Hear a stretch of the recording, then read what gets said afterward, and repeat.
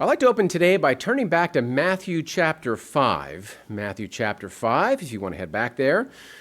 This chapter opens with the Beatitudes, where Jesus Christ is expounding on characteristics and qualities that his true followers would and should seek after. And we know from the context here that his followers were going to have a very hard go of it here in just a very short amount of time. They were going to face some tremendous persecution. They were going to face all kinds of hardship, and generally it was just going to be a struggle to stay on the course. So let's pick it up in verse 11 of Matthew chapter 5. This is right after the Beatitudes. Matthew chapter 5, verse 11. It says, "Blessed are you when they revile and persecute you and say all kinds of evil against you falsely for my sake. Rejoice and be exceedingly glad, for great is your reward in heaven. For so they persecuted the prophets who were before you." So if you're going to emulate the way of life that Jesus Christ demonstrated and taught, you are going to stand out. You're going to stand out in that crowd. And at that time, standing out led to trouble for some of those individuals. And in this context, Jesus Christ gives us two examples of what his people are going to be like. Verse 13. It says, "You are the salt of the earth, but if the salt loses its flavor, how shall it be seasoned? It is good for nothing but to be thrown out and trampled underfoot by men. You are the light of the world," verse 14.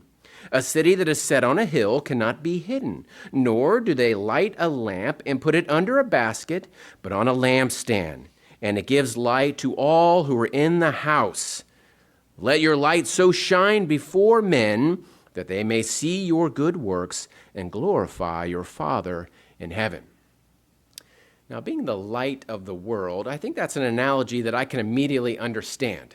So light, it cuts through the darkness, as we understand. Light helps you see the path.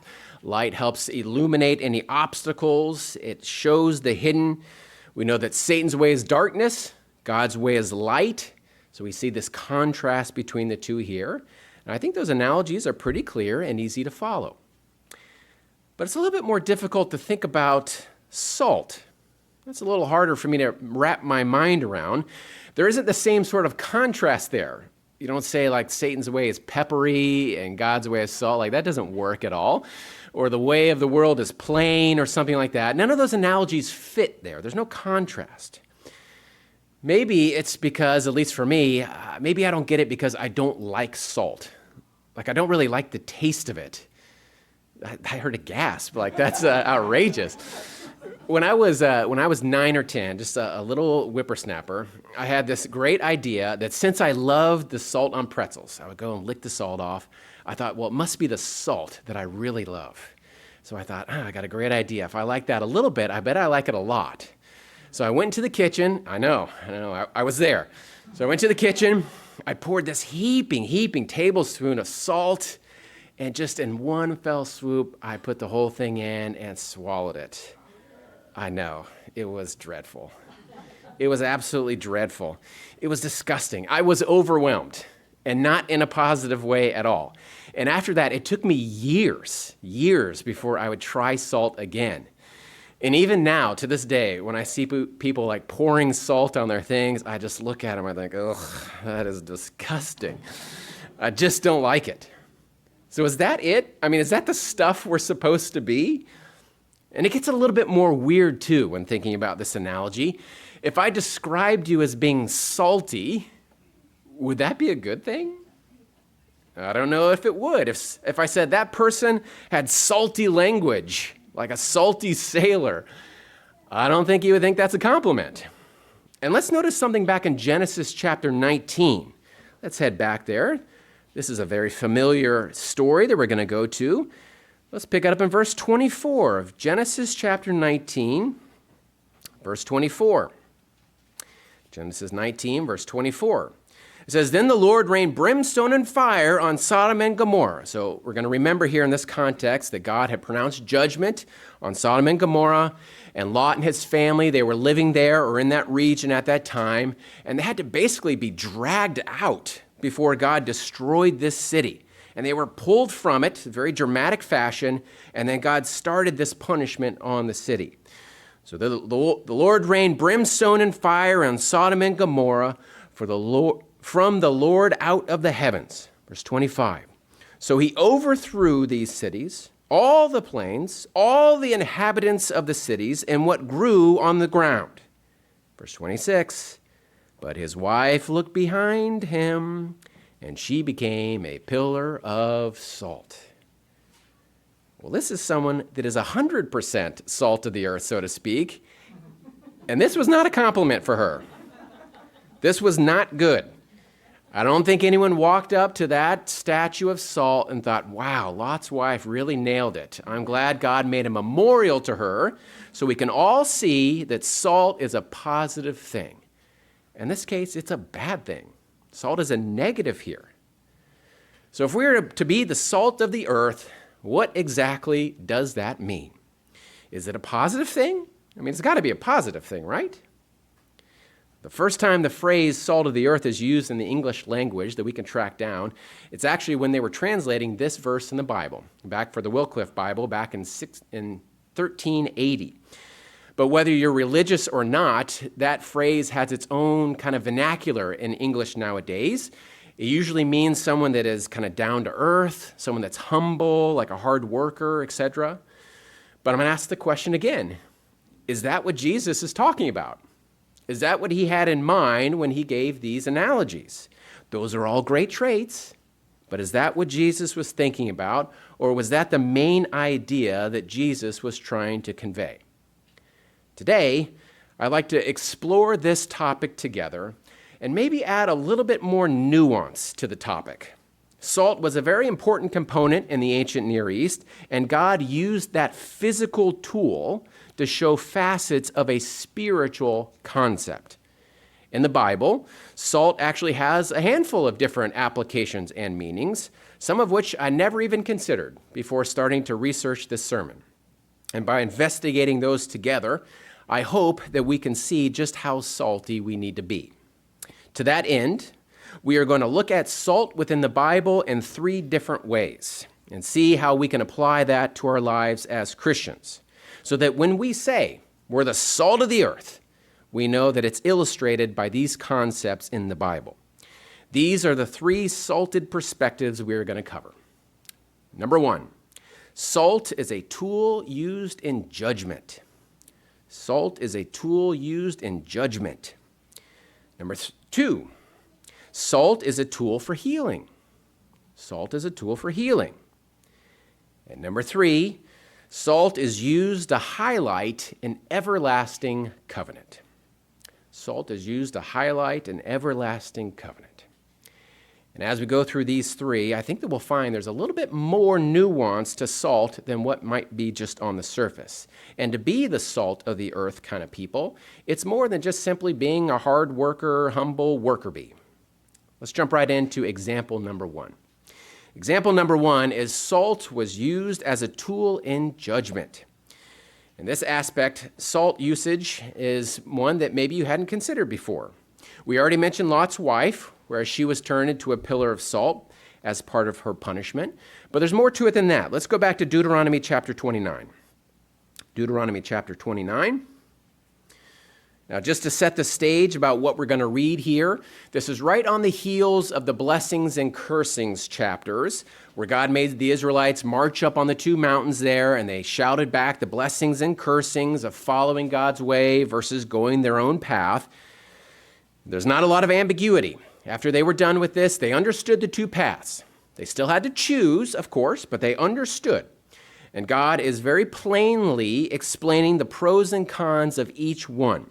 In chapter 29, we get a renewal or reiteration of this covenant agreement. Verses 10 of chapter 29, it calls everyone together again just to reiterate more of the point behind those blessings and cursings. And I want to drop down to verse 20. What is the nation? What happens if they agree, but then they renege on it later? What happens if they turn away and the cursings are then brought forth? Deuteronomy 29, starting in verse 20. It says, "The Lord would not spare him, For then the anger of the Lord and his jealousy would burn against that man, and every curse that is written in this book would settle on him. And the Lord would blot out his name from under heaven. So this is pretty bad stuff here. These are not good things. And the Lord would separate him from all the tribes of Israel for adversity, according to all the curses of the covenant that are written in this book of law, so that the coming generation of your children who rise up after you, and the foreigner who comes from a faraway land would say, when they see the plagues on the land and the sickness with which the Lord had laid upon it, in other words, when these punishments come that God brings, what are the other people going to say? What are they going to see when they see the end result of all this stuff? What's going to strike them the most? They're going to say this, quote, 23, the whole land is brimstone, salt, and burning. It's not sown, nor does it bear, nor does any grass grow there, like the overthrown of these 4 cities, which the Lord overthrew in his anger and his wrath. All the nations would say, why has the Lord done so to this land? What does the heat of his great anger mean?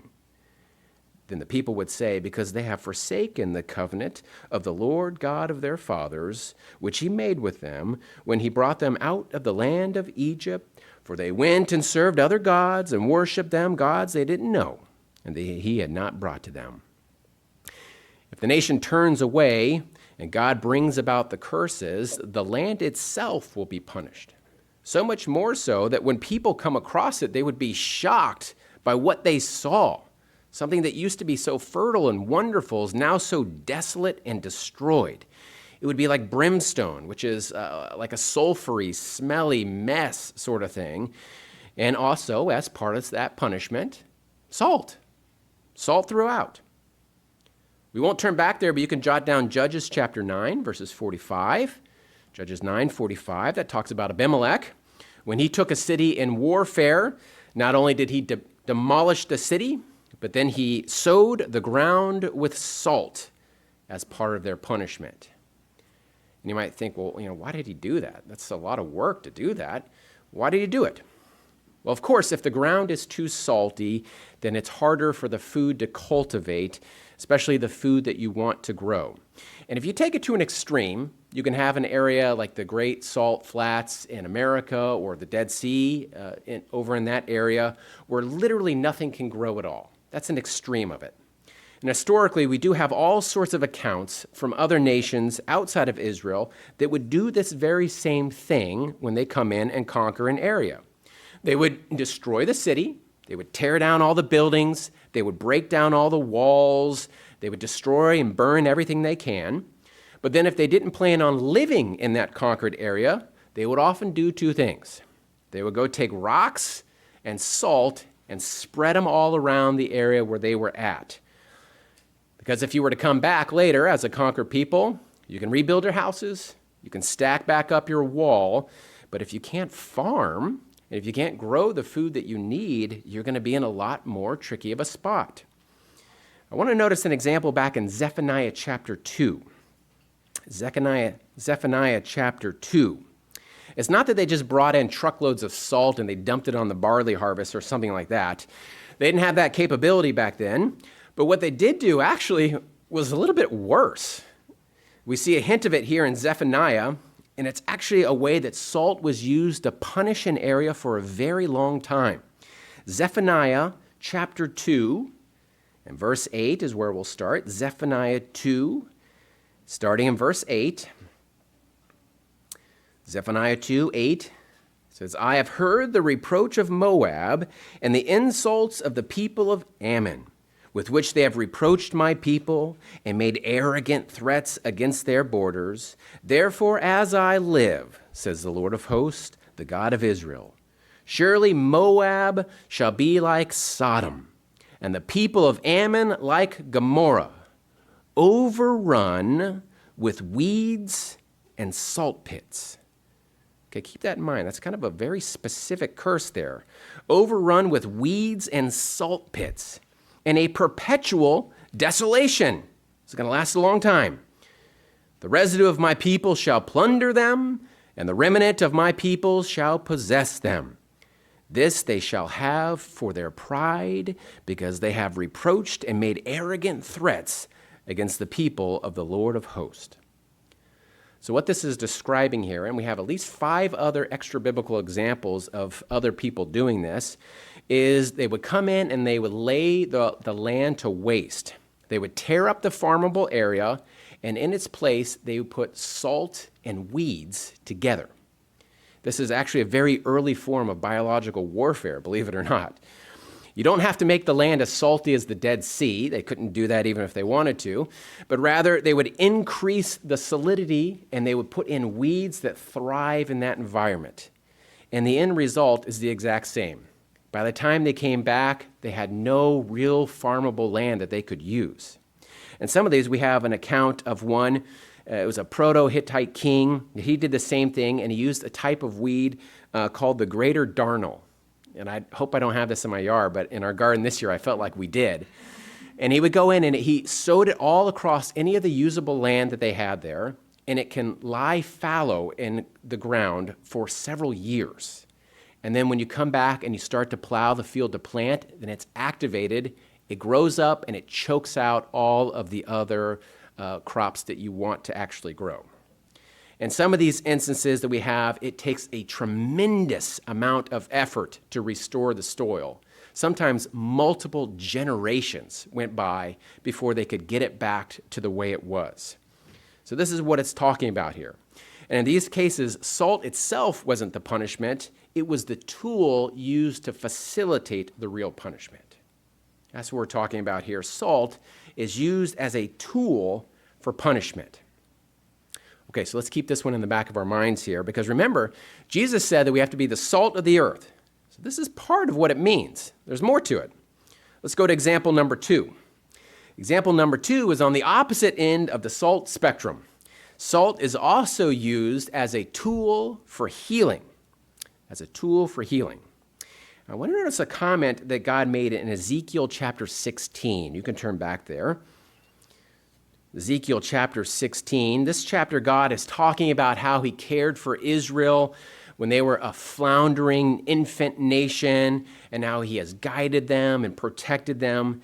And in this analogy, notice how God uses salt, or the lack of salt in this case, as an illustration for an infant that was not cared for or was not attended to properly and left in harm's way.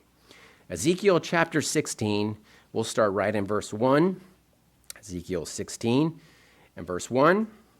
It says, "Again, the word of the Lord came to me, saying this, Son of man, cause Jerusalem to know her abominations, and say, Thus says the Lord God to Jerusalem, Your birth and your nativity are from the land of Canaan.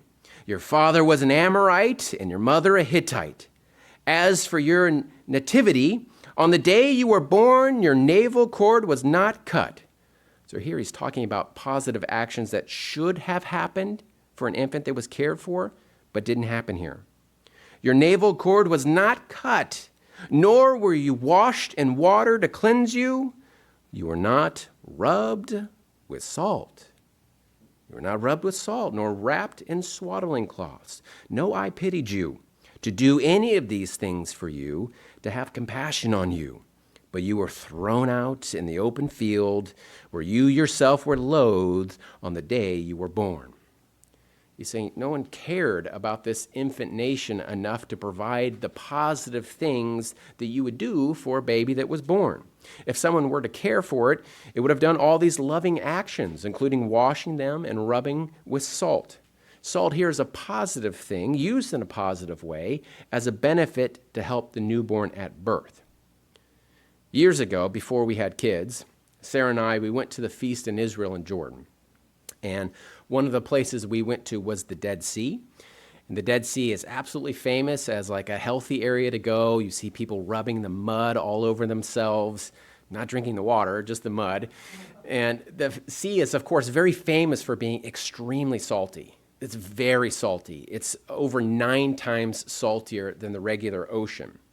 And one of the side effects of the water is that it's so dense with salt that you can't sink even if you want to. And so we would go down, shoot ourselves down in the water as far as you can, and you just come popping right back up again because it's so dense. It was a very strange feeling. But as we were about ready to visit the Dead Sea, our tour guide came up to us and he said, make sure that you have no cuts on your body at all. Like women, do not shave your legs. Men, do not shave. Just let it go. You're going to be fine. You don't want any nicks or scrapes on you at all. Because, of course, if you're going to go in that water, the salt water is going to be very refreshing, maybe in a very painful sort of way. The salt reacts to any open wound or cut like no one's business, and it hurts. It hurts. But salt can have a cleaning effect on the wounds as well. Probably not the Dead Sea water. I don't think that's a sterile source or anything like that. But even up to World War I, dry gauze packed in salt was the standard issue for caring for wound care out in the field. And you can search WebMD when you get home and see all sorts of uses, even in modern days, for how salt can help all sorts of various ailments. They have a whole section on their website that's entitled Healthy Uses for Salt. And it goes down and ticks through a whole checklist of medical issues, even today, that can be benefited by applying salt. Hippocrates, or as if you were to say his name just as it's written, Hippocrates, he lived a few hundred years before Jesus Christ, and he's widely regarded as the father of medicine. And he wrote all sorts of these treatises on salts and all the medical uses that salts had in your various ailments. But more than the physical applications of salt, God uses salt symbolically for healing as well. Let's go to 2 Kings chapter 2. 2 Kings chapter 2. This is in the transition period between Elijah and Elisha. And Elisha is literally picking up Elijah's mantle, and he's being established as the next main prophet in Israel. We're going to go to chapter 2. Chapter 2 starts out with Elijah going away. Elijah's performing many miracles here. And we're going to jump into the story. 2 Kings chapter 2, verse 19. 2 Kings 2, verse 19. It says, Then the men of the city said to Elijah, Please notice that the situation of this city is pleasant, as my Lord sees. But, the water's bad. The ground is pretty barren. Things are great, don't mean to complain, but, the water sucks. So he said to him, Bring me a new bowl and put salt in it. So they brought it to him, and he went out to the water source, and he cast the salt there and said this, Thus says the Lord, I have healed this water, and from it there shall be no more death or barrenness. So the water remained healed to this day, according to the word of Elijah which he spoke. Now that's clearly counterintuitive there, and clearly a miracle that God uses to clean a water source. For the observers, it would have demonstrated two things. First, that God was the source of this miracle, of course. Just a simple salt couldn't permanently clean a water source like this. And secondly, and more to our point, salt was illustrative as something that heals, a tool that heals. So here, salt is a good thing. Salt is a tool used in healing. So we've seen that salt can be used as a tool in judgment, and salt can be used as a tool of healing. Two very different applications. But again, we have to keep this in mind as we come back to what Jesus said. Before we do, though, we have one more example of how salt is used in the Bible, and maybe one of the most interesting and, for me, overlooked areas about salt. The third example of salt is how it's an indicator of a long-lasting covenant. An indicator of a long-lasting covenant. For this, I want to go back to Leviticus chapter 2. Leviticus chapter 2. The inspiration for this sermon came from Sarah, where all good ideas come from. And she's reading through a book about Leviticus, and she came across an observation that neither one of us, regardless of how many times we've read through Leviticus, neither one of us have ever really noticed this before. It's one of the really great things about the Bible. You can pick up new things all the time. The early part of Leviticus focuses on the different offerings that Israel could perform. Chapter 1 is the burnt offering. Chapter 2 is the grain offering. We have sin offerings, so on and so forth. And for each one of these offerings, it talks about how you prepare it, like what you bring for it, how it's offered, who gets to eat it, you name it, all the technical parts of an offering. And I want to pick it up in chapter 2, verse 11 now. This is the tail end of talking about the grain offering. Leviticus 2, again, starting in verse 11. Leviticus 2:11. It says, "No grain offering which you bring to the Lord shall be made with leaven. For you shall burn no leaven, nor any honey in any offering to the Lord made by fire. As for the offering of the firstfruits, you shall offer them to the Lord, but they shall not be burned on the altar for a sweet aroma." Okay, now get this next part. These are a lot of technical details about the offering. Verse 13. "And every offering of your grain offering you shall season with salt. And you shall not allow the salt of the covenant," this is unusual, "the salt of the covenant of your God to be lacking from your grain offering. Moreover, with all your offerings you shall offer salt." Okay, that's kind of interesting. That's something I'd never noticed before. You don't have to turn back there, but in Ezekiel chapter 43, you can jot that down. That's a vision of the future temple, again, when offerings are going to be described. And in verse 24, it reiterates that you don't forget the salt with your offerings. That's a key part. It says, quote, "The priest shall throw salt on them." Salt was a very important component in all of the offerings made to God. To me, that's a little bit unusual. Why would salt matter in any of those offerings? It's not to make it taste better for the priests or something like that, because salt was included on all the offerings, even the ones that were completely consumed, where no human took part of eating it. One more, Numbers chapter 18. Numbers chapter 18, we'll read just a single verse here, verse 19. Numbers chapter 18, verse 19. We're catching this verse here on the tail end of offerings that supported the priest. Numbers 18 and verse 19. It says, "All the heave offerings of the holy things which the children of Israel offer to the Lord, I have given to you," that is the priest here, "and your sons and daughters with you as an ordinance forever. It is a covenant of salt forever before the Lord with you and your descendants with you." Now, salt has always been a very important method of preservation for the vast majority of mankind's existence. If you couldn't figure out how to preserve food, you were going to be in trouble really quick. Food has this pesky problem of not always growing exactly when you need to eat. And so it's hard for us to visualize now when we can head down to the grocery store and get blueberries in the dead of winter. But for the vast majority of mankind, if you couldn't preserve your food, you were going to be in trouble.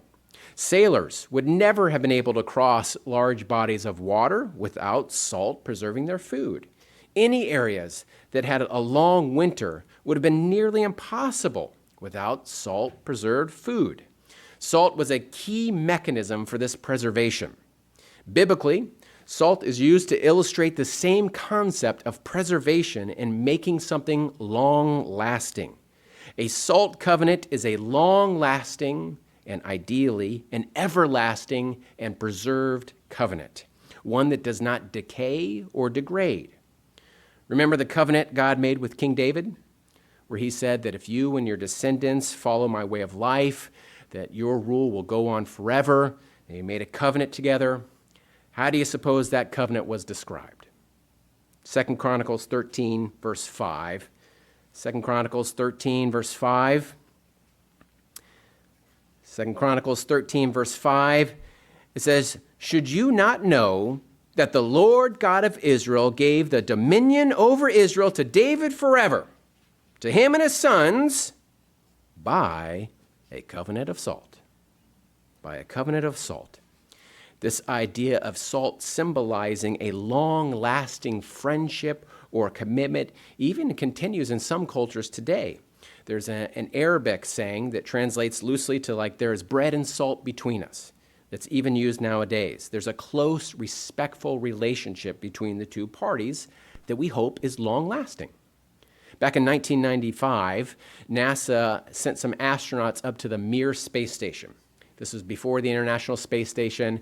This was not too long after the Berlin Wall fell, and there was tensions between the U.S. and Russia, as hard as that is to believe. And so there was this big spectacle where they put the Americans, and they blasted off, they traveled up to the Mir space station, they docked, they got them in there, and then there was the ceremony where the Russian cosmonauts came out to meet the Americans, and what do you think they gave them? Bread and salt. That was the gift they gave them to symbolize what everyone hoped would be a long-lasting, beneficial partnership between two nations. Salt is used to symbolize something that is long-lasting, or even something permanent to the covenant that God made with the Israelites, one that never goes away, never rots, never fades, but one that is as solid and as fresh as the day it was entered into.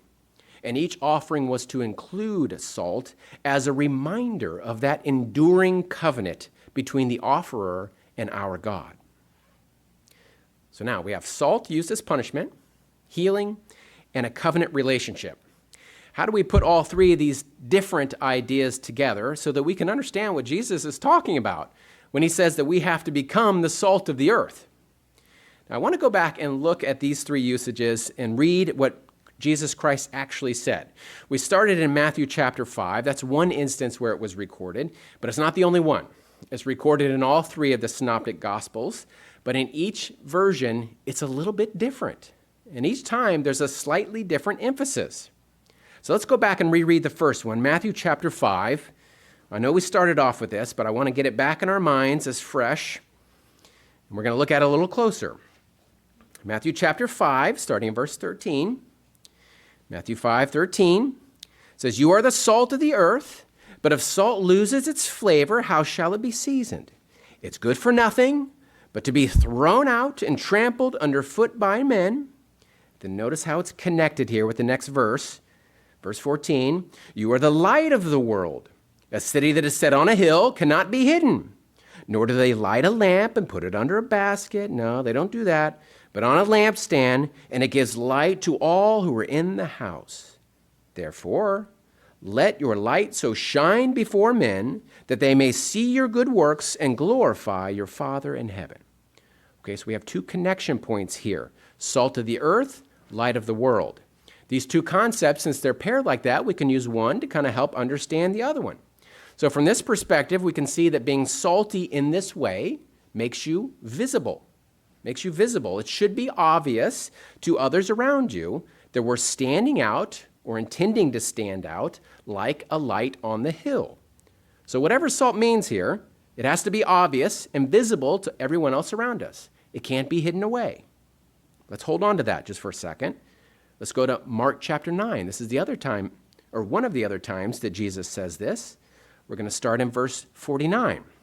Mark chapter 9, starting in verse 49. Now, leading up to this verse, it's different than what's in Matthew. Verse 40 talks about whoever is not against us is on our side. Verses 43 through 48 says if something causes you to sin, you got to cut it off. Quite extreme, talking about really focusing on getting rid of sinful desires that are bogging you down. And then we get to verse 49. Mark 9:49. "For everyone will be seasoned with fire, and every sacrifice will be seasoned with salt."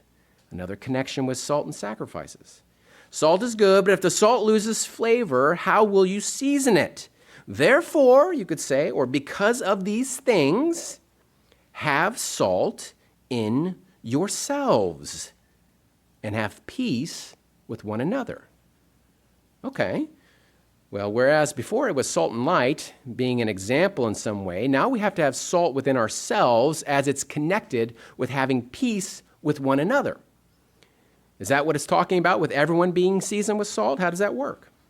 Finally, one more. Luke chapter 14. This is the last time Jesus brought it up that's recorded. Luke chapter 14. This is now verse 34 and 35. This time again, totally different context. Now Jesus was talking about counting the cost of becoming a disciple. The previous verse ends with, "Whoever does not forsake all cannot be my disciple." That's the context of this one. And now verse 34. Luke 14, verse 34 says, "Salt is good. Maybe that's our most simple saying so far. Salt is good, but if the salt has lost its flavor, how shall it be seasoned? It is neither fit for the land nor for the dunghill, but men throw it out. He who has ears to hear, let him hear. Okay, we have ears to hear. We're trying to learn here. So what do these three things have in common? How does it jive with what we understand salt was used to illustrate throughout the Bible? Let's start with what they have in common. In all three accounts, it is mentioned that if salt loses its flavor, then it becomes worthless. There's quite a few commentaries that suggest that when Jesus said this, it was kind of like a pointed barb at the community a little bit, and that Jesus was basically saying that the Jewish community, if they ceased being what they were supposed to be, then they're destined to be thrown out. And in a physical sense, though, salt can't really lose its flavor. Salt is a chemical compound. It tastes that way because of the chemical compound. So if salt is no longer salty, that means it's no longer salt. It means it's been mixed or watered down or diluted with foreign material, and it's not just salt. It's other stuff now. In other words, it's no longer what it's designed to be. It's forsaken its intended purpose, and therefore, it's lost its value. One of the takeaways for us today that is continuing to call to mind just how valuable we are to God, and how we have a meaningful part with God in what he is doing on the earth right now. He has called us, separated us out from the world, and expects us to model the relationship and the example of Jesus Christ. Not that we're perfect and never make any mistakes. It's never about that. That's ridiculous. But to hold fast to the conviction that God has given us a down payment of what is to come through his Holy Spirit. And we have an intended purpose and a call to action right now. If we have salt within us and our examples can be seen by others like lights on a hill, then we are demonstrating what a relationship with God is designed to look like. Someone that has hope in God's promises through his everlasting covenant. Someone who is patient and kind and therefore seeks peace with one another. Someone that is living God's way of life so that others can see that character and instinctively know there's something different about that person. There's something about the way they live that's different. They are salty people, but in a different way. Salt in the Old Testament pointed to all of those things. It's a complex analogy demonstrating just how multifaceted being a Christian really is.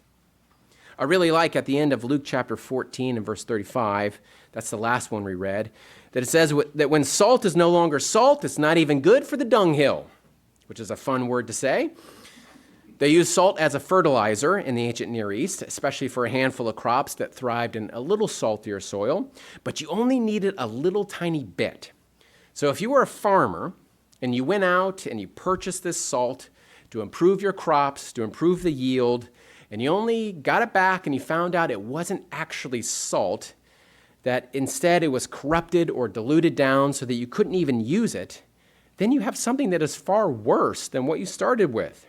If that was the case, you have something that should have been additive, something that would have helped your crops, helped your yield, and instead you have something that's subtracted. Now it's just even more than worthless because now you have to deal with this thing and get rid of it. It's a great reminder to myself that if I call myself a Christian, which I do, and I'm not acting like a Christian, which sometimes I do, then what value am I bringing to God's plan here on the earth? Not much, if that's the case. If I'm going to be a Christian and really be the true salt, then I have to be ready for his intended purpose and act upon it. In conclusion, I want to turn back to Colossians chapter 4. Colossians chapter 4. This is at the end of the letter. It's kind of a final summary of some of the ideas that Paul wanted to communicate to his audience. Colossians chapter 4, starting in verse 2. Colossians 4, starting in verse 2. It says, "Continue earnestly in prayer, being vigilant in it with thanksgiving. Meanwhile, praying also for us that God would open to us a door for the word to speak to the mystery of Christ, for which I am also in chains, that I may make it manifest as I ought to speak. Walk in wisdom towards those who are outside, redeeming the time. Let your speech always be with grace, seasoned with salt, that you may know how you ought to answer each one. When your language is seasoned with salt, that doesn't mean it's filled with colorful language to spice up your stories. It means something completely different. The seasoning with salt here is mentioned with the explicit purpose of knowing how to answer those that call upon you and how to respond and what you respond with, your tone, your language, your example, your prior history, and so on. Because when you are incorporating salt, you have an attitude of demonstrating godly character that convicts the sinner, encourages, supports, and heals the brokenhearted, and highlights to all those around you what it means to have a long-lasting, permanent covenant relationship with the creator of the universe. It's kind of interesting to me that when people think of the salt of the earth, like Jesus Christ is asking us to be, they often think about characteristics of humble and a hard worker.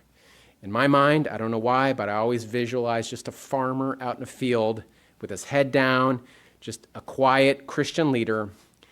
And of course, all those are wonderful things. But when Jesus Christ made this analogy to his audience, they might have been thinking in a slightly different way than that. Through the use of salt in the Old Testament, they might have come away with a totally different vision of what this salt of the earth person might look like and how to become one themselves. Salt was used as a tool of judgment. We as Christians don't carry out punishment, obviously, but we do live discerningly as testimony in word and actions of the right way of life. And that can bring about a conviction of sin in others as they see our example and how our word and deeds point to a different way of life. Salt was used as a tool for healing. Perhaps this is one of the most relevant ones this time of year when thinking about trumpets and atonement in the millennium, when a tremendous amount of healing that will be required when those days come about. And that healing, while it might be painful at first for some, is through God's way of life, through that relationship. Of course, we'll be teaching this in the millennium, but we're modeling it right now. And salt was also used within offerings as a sign of the covenant. Likewise, we model a spiritual covenant that we made with God through baptism. Our behavior, our character demonstrates the benefits of this covenant to others and serves as a reminder of the everlasting covenant we have made with the everlasting God. When we put it all together, being the salt of the earth is really more nuanced than a simple visual that can be boiled down to a hard-working farmer. Instead, it's a hard-working Christian. It's a hard-working Christian, working diligently on their spiritual lives, individually and collectively within our spiritual family. Being the salt of the earth means to grow the spiritual character to model Jesus Christ, to be an example that Jesus can be proud to point to and say, look at my brothers and sisters here and how we're all moving in the same direction. So let us go forth, salty like never before, as we model Jesus Christ in the world at large.